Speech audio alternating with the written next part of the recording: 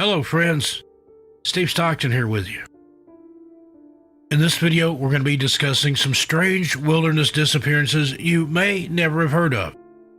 So sit back, relax, and let the stories begin. Now, for some, a walk in the wilderness can be the perfect getaway from everyday life and a chance to reconnect with Mother Nature. For others, the great outdoors can be a dangerous place, and unfortunately, is a place where many people meet their end or just mysteriously vanish. Here are 4 such cases for you to consider. Number 4, Brian Scholinski. 40-year-old Brian Scholinski was at a turning point in his life. He was admittedly in the midst of a midlife crisis and was desperately seeking answers and a purpose in his life. He told CBS Denver, "I was trying to find motivation for the next 40 years of my life. I wanted to exert myself. I didn't want to go to the extremes that I did." In a bid to clear his head and reconnect with nature, Brian headed out into the Great Sand Dunes National Park and Preserve. What should have been a life-changing expedition almost turned into a tragedy. On February 11th, Brian entered the Great Sand Dunes National Park, headed for the Coal Creek drainage area, which would have seen him hiking 10 miles around the perimeter of the park. Coal Creek drainage is located at the base of Mount Harold and would have provided Brian with spectacular views and the perfect amount of quiet time to clear his head. Sometime into his walk, the conditions changed, however, and he began to encounter snowdrifts. Any other person would probably have turned around and headed back to their car, but Brian had other ideas. In an interview with CBS Denver, he says, "I said, this isn't going to stop me. 3 feet of snow, 3 feet isn't going to stop me. 4 feet isn't going to stop me. I'm going to keep going. Why? I couldn't tell you." Unfortunately, this mistake would almost cost Brian his life. After becoming stranded, Brian soon realized the mistake he had made. He had no shelter, no extra clothing, and only 2 small meals meant to sustain him for 1 day. As the sun rose on the 2nd day, Brian desperately tried to continue his fight to find his way home. The freezing temperatures and snow did little to help, of course, and by the 3rd day, he had to cut the laces and tongues out of his boots as they had frozen over. Now, with damaged boots, no food, no water, no warm clothes, Brian carried on walking. To make matters worse, Brian had gotten lost and had found himself on the sand dunes. His absence hadn't gone unnoticed, though, and by the 5th day of him being missing, rangers from the park noticed that his car had been parked there an unusually long time. After failing to make contact with the owner, they set about looking for him. Park rangers, along with volunteers, horse and aerial units, began scanning the park, looking for any sign of the missing man, but there was nothing to be seen. Sniffer dogs were even brought in, and while his footprints and scent were found, Brian wasn't. As the 5th day was drawing to a close, the outlook was looking very bleak for Brian, and his chance of survival was growing slimmer and slimmer by the minute. Then, a miracle happened. He told CBS Denver, "I'd given up on my mission to the stars. I saw a road, and that's when I was discovered by rescuers." He was escorted to the Great Sand Dunes Visitor Center and said, "I walk in there and I see a picture of myself on the bulletin board and a map. To be honest with you, I didn't even think people were looking for me." It was a miracle.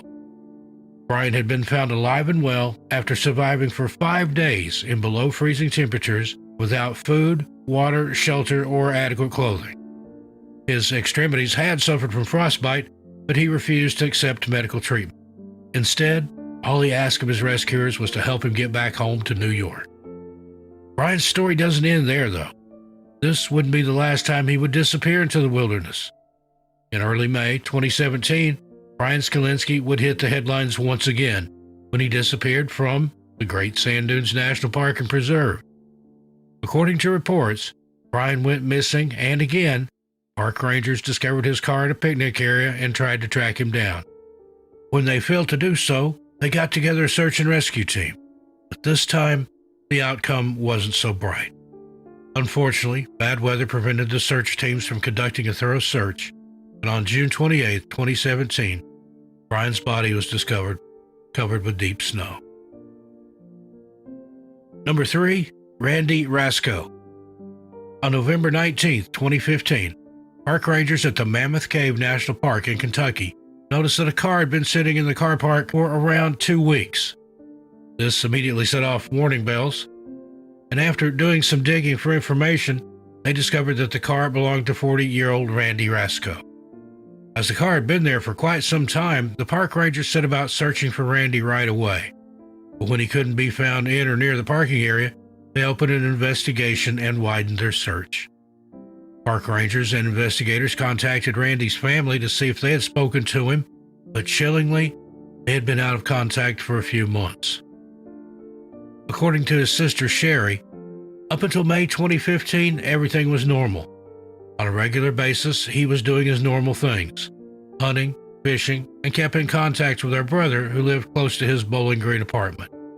Then one day out of the blue, he packed up his belongings, quit his job, and had his mail forwarded to another address, and just left. Sherry said they filed a missing persons report after they found out he had just fled and were worried as he had recently gotten divorced. For a month, the Rasco family waited for any news, and in June, he was found safe and sound in Washington state. Randy made it clear that he didn't want to speak to his family at that time and wanted to be alone. As painful as it was, his family respected his boundaries and assured him they would welcome him back with open arms whenever he was ready. For the next few months, it's believed that Randy traveled all around the U.S., all while maintaining his privacy and secrecy. His family didn't know that anything was wrong until the Mammoth Cave National Park Rangers contacted them to let them know that his car had been found abandoned. With this second disappearance, his family hoped that there would be a positive resolution. But sadly, as of 2022, Randyasco is still missing. Search crews, volunteers, and even the Civil Air Patrol all joined in on the search for Randy, scouring the over 53,000 acres of land in the park. Despite their best efforts and multiple searches, no sign of Randy has ever been found, and his car is the only clue we have in terms of his mysterious disappearance. Randyasco is described as a white male, 6 foot 2 inches tall, with black hair, hazel eyes, and a slim, athletic build. Anyone with any information is asked to please contact the Mammoth Cave National Park at 270-758-2180. Number 2, Maureen Kelly.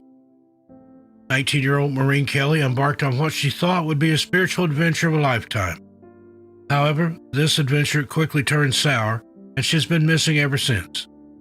On June 19th of 2013, Maureen and a group of friends arrived at the Canyon Creek Campground in the Gifford-Pinchot National Park in Washington state, ready to camp and hang out together and have a good time. The friends were relaxing and taking in the natural beauty of the park when Maureen abruptly announced that she was going on a spiritual adventure. She took off all of her clothes, removed her shoes, and was equipped with nothing but a fanny pack that is believed to have held a pocket knife, a compass, and a few matches. After declaring that she was going on a spiritual adventure, Maureen headed out into the woods, never to be seen again. Maureen didn't tell her friends how long she was going to be or even where she was headed, but they figured she would be back at least within a few hours to tell them all about her spiritual journey. As darkness rolled in and Maureen still hadn't returned, a group of friends alerted the Skamania County Sheriff's Office, and she was officially reported missing. There were added concerns about her welfare due to the fact that she'd left without clothes, shoes, food, and water, and within hours, a huge search and rescue mission began. Volunteers, park rangers, and search and rescue coordinators combed through the park, looking for any sign of her. But despite their best efforts, it was as if she had vanished into thin air. One clue did surface, however, and as search teams were looking on the ground, they came across footprints, bare footprints, that were the same size as Maureen's feet. Working on this singular clue, sniffer dogs were brought in an attempt to trace her scent, but due to the rainfall, they were unable to pick up anything. The footprints showed that Maureen had perhaps headed north towards Forest Service 54 Road, but as previously mentioned, the trail ended where the road began. Helicopters were brought in, but they were unable to search for Maureen in the initial hours and days following her disappearance due to severe weather conditions. 19-year-old Maureen Kelly remains missing, and the Skamania County Sheriff's Office is still no closer to finding out what happened to her. Many believe that she succumbed to the elements that very night, but as her body has never been found, nobody knows for sure. Frin is described as an Asian Pacific Islander with black hair, brown eyes. She stands 5 foot 7 inches tall and weighs about 150 pounds. Anyone with any information is asked to please contact the Skamania County Sheriff's Office at 509-427-9490 and reference case number 13-04081. Number 1. Kat Hamre. On April 11, 2019, 68-year-old Kat Hamre, her dog Tootsie, her husband, her daughter, and a group of other hikers set off into the San Felipe Desert in Baja California, Mexico. The group were either headed for or near the Diablo Canyon, when tragedy struck. In this community, we know all about places with devil in the name. According to the Seattle Times, Kate had lived in Mexico for the past 20 years and would often make the trip to Seattle, Washington to visit her friends and family. The details surrounding Kat's disappearance are sparse, but here is what we do know. According to Kat's daughter, Desiree Blair, about 10 minutes into the hike, Kat complained that she had hurt her foot or ankle and told the group that she would take a quick break while they continued on. Her husband later commented that the injury seemed severe and he believed that Kat may have actually broken her foot or ankle. The group left Kat and her dog Tootsie behind as they made their way to the waterfall, and as they circled back around, Kat was nowhere to be found. Her husband, Warren Sundquist, went and waited at their car, thinking that perhaps she had headed there, but she never showed up. Hours passed and there was no sign of Kat. The group and her family reported her missing. Kat was very familiar with the area and showed no concerns about being left alone while the others finished their hike. She also apparently showed no signs of distress, making her disappearance all the more mystifying. After Kat was reported missing, search and rescue crews, volunteers, and even the Mexican armed forces all pitched in to help find her, but as of 2022, no trace has ever been found. The authorities in San Felipe did believe at one point that someone in the hiking group may have been responsible, however, although everyone present was questioned and no charges have ever been brought about. One theory suggests that Kat perhaps stumbled across cartel activity and that she was taken out for what she saw. Another theory is that Kat was attacked by a wild animal, but the first attending officers noted that the scene was devoid of any signs of a struggle and there was no blood. As of this recording, in March of 2022, Kat Hamre and her dog Tootsie remain missing, and her family are desperate for answers. Anyone with any information is asked to contact the San Felipe Police Department at 686-577-1134. Number 5. Eric Richard Beeler. Pam and Eric Beeler were described as a couple that were almost fused together, choosing to live their lives almost as one. The pair had met in 1989, and by 1990, the two had gotten married. Eric and Pam dreamed of living a more remote and rural lifestyle and decided to pack up their things and spend their time traveling through the U.S., looking for the perfect hideaway from the outside world. Eric worked as an artist, creating beautiful posters and pieces, while Pam had recently lost her mother to cancer and had previously devoted all of her time to her care. After getting married, Pam and Eric moved to a quiet part of Vermont, but this was far from the isolation they had been craving. After pondering where to go next, Eric and Pam finally settled on the shore of Lysianski Inlet, close to the small Alaskan village of Pelican. This inlet meant they were almost completely cut off from the outside world, save for a small boat that would take them into the village. Eric and Pam thrived in their new environment, creating water collection systems and living off the land as much as they could. Those in Pelican who knew Pam and Eric described them as happy and warm, and the pair would regularly travel to Pelican for art and music events. When these events weren't happening, it wasn't uncommon for weeks to go by without the couple venturing into town, but the townsfolk had grown to realize that Pam and Eric were more than capable of taking care of themselves. Then, in the 2000s, the couple received some devastating news. Pam was diagnosed with MS, multiple sclerosis, a condition that causes the immune system to attack the spinal cord and brain. Sadly, the outlook for MS sufferers is often bleak, with severe pain and damage being the two main symptoms. In 2022, treatments for MS sufferers are much better than they were in the 2000s, although research into the condition still has a long way to go. For some sufferers, the disease limits their lives and can often decrease their lifespan. Pam and Eric knew that the outlook of this diagnosis was bleak and began to retreat into themselves even further. By 2018, Pam's condition was almost unmanageable, and while the Beelers tried to keep up good impressions, those closest to them knew that something wasn't quite right. Eugene Solovyov, who runs the Sitka Art Gallery, had known Eric and Pam for many years, and Eric had regularly given him his hand-carved wooden items to display and sell. Eugene revealed that for years, Eric had told him that when Pam's condition became too much, the pair planned to opt out. Pam could not bear to live with the condition anymore, and Eric could not bear to live without his wife. September 12, 2018, was the last time that Eric and Pam Beeler were ever seen alive. The two left their home and headed for their summer cabin on the outer coast of Jacobi Island, close to Pelican Bay. Weeks went by without any contact from the couple. Neither Eric nor Pam had made the trip into town to gather supplies, and Eric had not visited the Sitka Gallery to deliver more intricate hand carvings. It wasn't unusual for the two to be unheard of for weeks, but as a month since their last contact was slowly approaching, two friends decided to check on the couple. On October 10, 2018, two concerned friends made the journey to the Beelers' isolated cabin, only to be met by a note. The cabin had been completely abandoned, and the note taped to the front door read, "To the world and all concerned, this is to officially notify you that Eric and Pam Beeler, of their own choice and own free will, have opted out. We have gone to some effort to hide our bodies, as we do not want them found. Please do not waste time and money looking. It would serve no purpose. We are gone. Leave us to our peace. Yes, we have taken the dog with us, and we set the chickens free."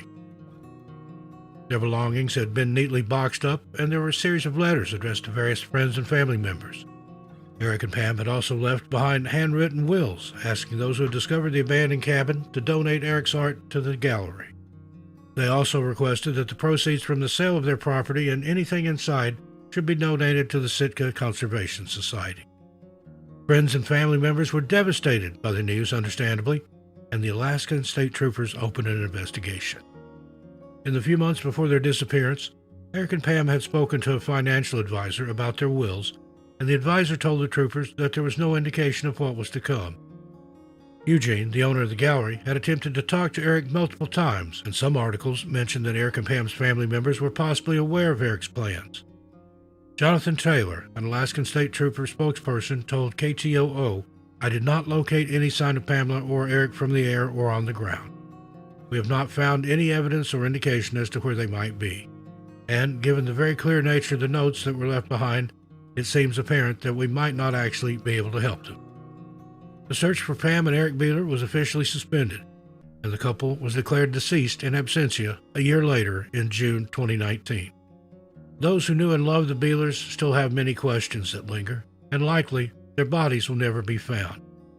If you or anyone you know is struggling with thoughts like these, please reach out. You're not alone, and there are hundreds of support networks available. Here are some numbers that you can call for help. In the U.S., 1-800-273-8255. In the UK, 116-123 or 999. In New Zealand, 1737. Mexico, 55-5259-8121. Ireland, 116-123. France, 3114. Germany, 112. Canada, 1-833-456-4566. And in Australia, 131114. You are loved and cared about. Number 4, Fred Frowens. 49-year-old Fred Frowens was last seen at the Timberline Lodge on March 2, 2003 at around 10 a.m. Fred had planned to go snowshoeing to Hogsback on Mount Hood, a ridge that sits at an elevation of around 10,400 to 11,000 feet in the state of Oregon. His wife, Marion, and his 2 children were waiting for him, and before he left, he told his wife that he would be back at the parking lot by 5 p.m., and that if he wasn't there, she could assume that something had gone terribly wrong. Fred's last words served as an eerie prediction of what was to come. As 5 p.m. came around and there was no sign of Fred in the parking lot, Marion began to panic. With snow raining down from the skies and temperatures plummeting, she knew she had to act fast. The Clackamas County, Oregon Sheriff's Department was called in and the search for Fred began. By the next morning, over 50 search and rescue and law enforcement personnel had arrived to help search for Fred. An article for the Oregonian notes that the searchers moved through the wilderness, blowing whistles and air horns and following shoe prints. Witnesses were interviewed who placed Fred on Mount Hood sometime on the afternoon he disappeared. Searchers battled with the harsh conditions to keep on searching, and the National Guard's air ambulance was forced to call off their search after the weather became too severe. As snowstorms moved in and out of the area, searchers went back into the wilderness hoping to find any sign of Fred, but there was nothing there.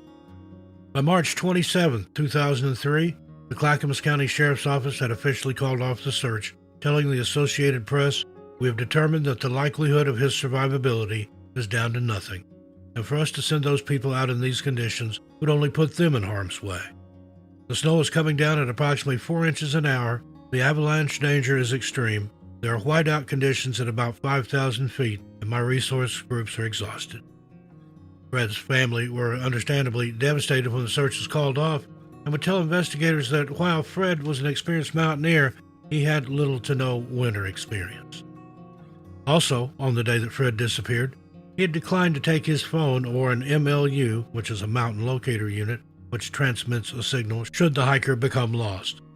Marion said, "He would rather get somewhere on foot than travel by any sort of machine because he likes the independence of it and to be where other people aren't. He doesn't like using electronics or equipment."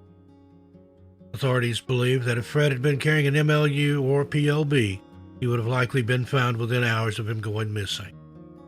Alongside not carrying a GPS tracker or any kind of electronic equipment, Fred was also poorly prepared for the conditions and a possible overnight stay on Mount Hood. According to the Charlie Project, all he was carrying was some apples and 2 water bottles. With heavy snowfall and strong winds reaching over 100 miles an hour, it's unlikely that Fred survived the night on Mount Hood, but no sign of his remains has ever been found. There was a glimmer of hope for Fred's family in August of 2003 when remains were found in the Zigzag Canyon area on Mount Hood. Initially, it was revealed that these remains belonged to Fred based on the items of clothing recovered. However, just days later, this statement was retracted, saying that they belonged to another young man. This announcement once again brought up those painful memories for the Frons, and as of 2022, Fred remains missing. Fred Fron is described as a white male with brown hair and wears glasses. He was last seen carrying some apples and 2 water bottles and was wearing a Gore-Tex jacket and pants. Anyone with any information or if you might have seen Fred prior to his going missing, please contact the Clackamas County Sheriff's Office at 503-655-8218. Number 3, Kenneth Elden Funk. Unfortunately, there's not a lot of information available about who Kenneth Elden Funk was as a person, and there are very few articles or websites that even mention his disappearance. It appears as though Kenneth's disappearance has been lost to time. Could say the disappearance has disappeared. But while the world might not have known his name before, we hope they do now. 57-year-old Kenneth Elden Funk worked as a slot machine technician at the Sunset Station Hotel in Henderson, Nevada. Kenneth was married and the couple had 3 children, and from the information given, it appears as though they were a normal, happy family. On June 19, 2004, Kenneth, his wife, and the family ventured down to Lake Mead, situated just outside the confines of the Las Vegas City Lights. What should have been a day filled with family fun quickly turned into a nightmare. As the family were boating on the water, a large wave struck the boat, sending Kenneth's wife overboard. At the time of the incident, she was not wearing a life jacket, so Kenneth grabbed one and jumped into the lake after to try and save her. Unfortunately, Kenneth had severely underestimated the power of the waters below, and both he and his wife were split up from their boat within minutes. With a strong gust pushing the boat further out in the water, all the pair could do was tread water and wait to be saved. After 40 minutes had passed, Kenneth told his wife to let go. This was the last time Kenneth was ever seen again. Thankfully, Kenneth's wife, who was not named in any of the articles we found, was rescued by park rangers in the hours after her ordeal as the other family members on the lake that day had flagged him down. By the time she was rescued and park rangers began looking for Kenneth, he was simply gone. Authorities believe, naturally, that he may have drowned, but the circumstances surrounding Kenneth's disappearance just don't quite make sense. We don't know why Kenneth told his wife to let go when help was just around the corner. Kenneth Elden Funk is described as a white male with brown hair and brown eyes, standing approximately 5 foot 11 inches tall and weighing 210 pounds. He was last seen wearing a swimsuit, and anyone with any information, or if you may have seen Kenneth on that day, you're asked to please contact the Las Vegas Metropolitan Police Department at 702-828-3111 and reference case number 120-223-2179. Number 2, David Bird Thompson. David Bird Thompson lived a wild and varied life. In 1969, he left his home in Hopkins, Minnesota, and went to Vietnam as a United Press International correspondent. According to the website Find Dave, which was created by his youngest brother, David suffered an accident sometime in 1962 or 1964, which left him with a shortened left leg, a shortened left arm, and a shattered left shoulder. These injuries saw him classified as disabled. However, the Army still allowed David to sign up under the order that he would only be placed into a combat role if it was absolutely necessary. David had always had a keen interest in journalism, and after the war was over, he lived in various European countries, all while continuing to write. In 1979, Dave's book, In the Shining Mountains, was published, but before he could enjoy any of the success that came with it, he disappeared. According to his younger brother, Dave had been struggling with his mental health in the lead-up to his disappearance. His family reported that he had been suffering from depression, along with mild delusions following the loss of his older brother, Mike. His family were deeply concerned for David, but before he could receive any help, it was already too late. According to reports, David was last seen on Highway 7 and Williston Road in Minnetonka, Minnesota, on July 1, 1979. Since then, David has not made contact with his family, and they are still desperately searching for answers.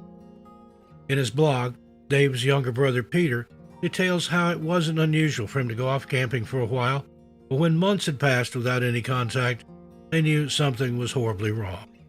David had been experiencing bizarre delusions, and his family began calling around hospitals and even mental health institutions, wondering whether he had been admitted. Unfortunately, these calls yielded no results, and at one point, David's younger brother even called up with an elaborate Social Security plan to see if David had used his number or had another registered address elsewhere. David's family have never stopped looking for him, as evidenced in the blogs and website posts written by his family members. Numerous psychics have even been contacted over the years, with Dave's family desperate to find any trace of him. What is interesting to note that Dave left behind his second book, The Solar Kid, which was only 3/4 finished. But why would he leave his almost finished book behind? Some have speculated that David may have even wanted to live like the character from his first book, In the Shining Mountains.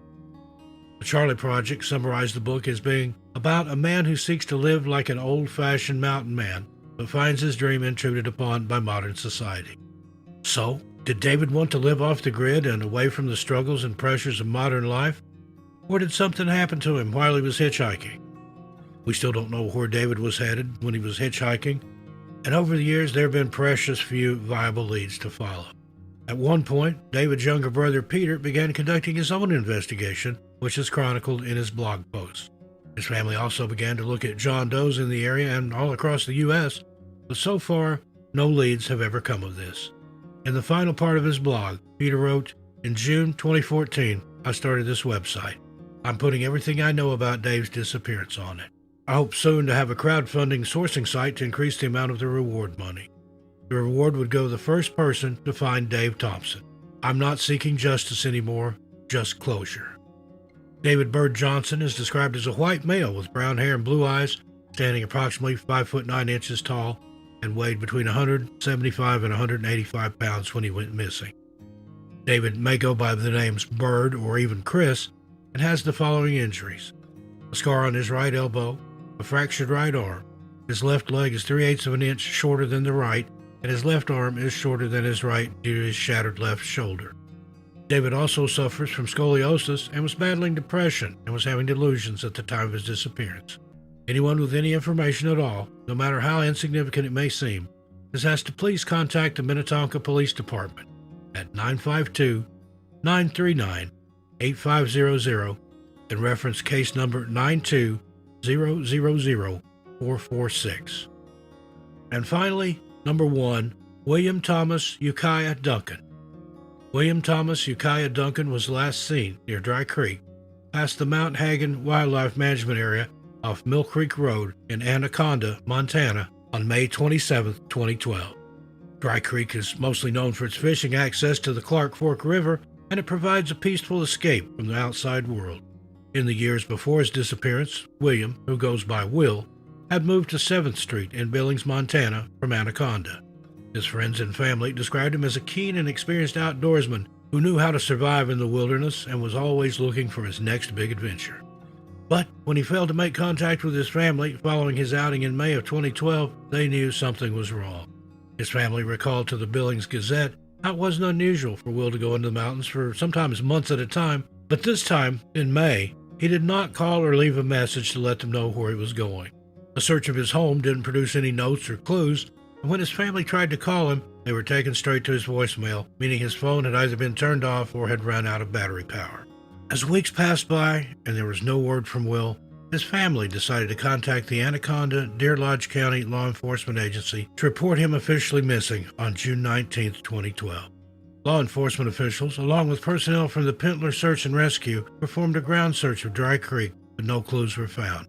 One article for the Billings Gazette mentions that the Montana Highway Patrol were due to be called in to use their helicopter to scan the area, although it has not been confirmed whether this search ever took place. According to NamUs, Will's truck was found abandoned on Dry Creek Road and had been abandoned for at least 3 weeks before he had been officially reported missing on June 19, 2012.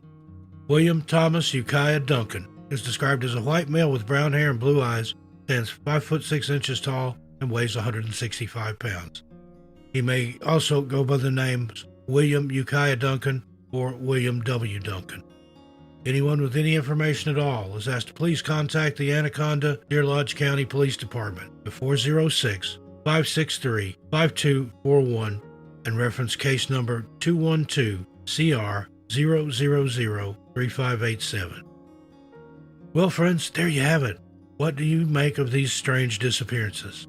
I look forward to your ideas, theories, and comments, but please keep it friendly and respectful. Until we meet again, be good to yourselves and each other. Stay safe out there this summer. As for me, I'll see you a little farther on down the trail. I'm Steve Stockton, and I'll talk to you next time.